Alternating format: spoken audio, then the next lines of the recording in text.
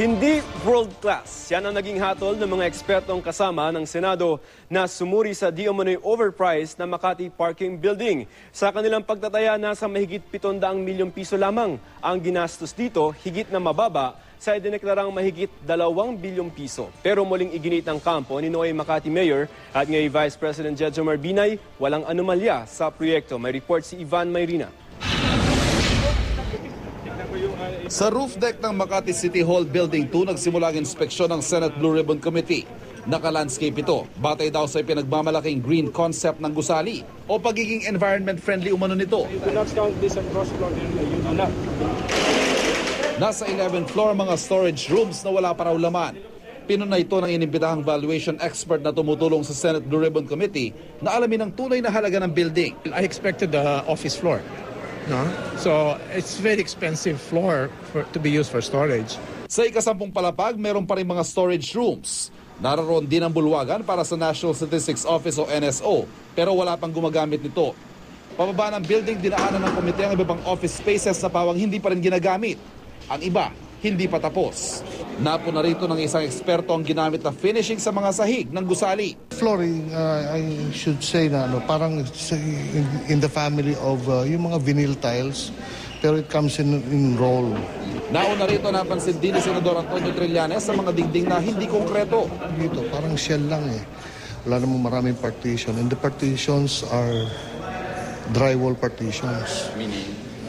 Drywall, meaning it's on metal frames and covered by gypsum board. It's also effective dahil this is lighter in weight than a masonry wall. But less expensive? Less expensive siguro. Sa ikapitong palapag, makikita ang atrium na may mga halaman. Kita rin ang mga high-pressure laminate umanong salamin na ginamit. Kasama sa sa pagpapaganda ng building.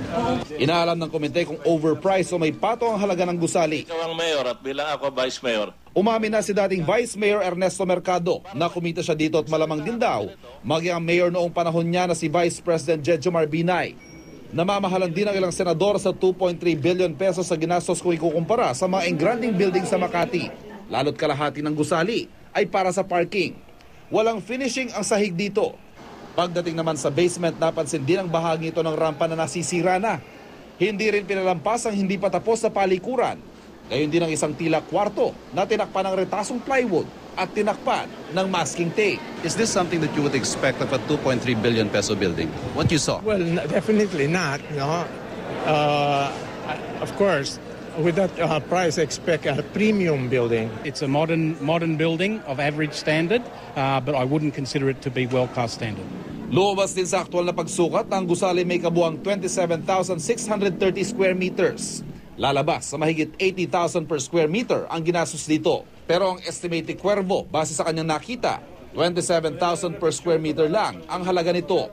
Standard, average at hindi world-class ang tingin ng ilang eksperto sa Makati City Building 2. Pero patuloy na naninindigan ang Makati City Government. Hindi ang opinyon ng mga eksperto o ang Senado ang magsasabi kung overpriced ba ito. May proseso tayong sinusunod dyan sa pagbabalidate kung tama ho yung ginastos o hindi. Ang nagsasabi ho niyan, yung Commission on Audit.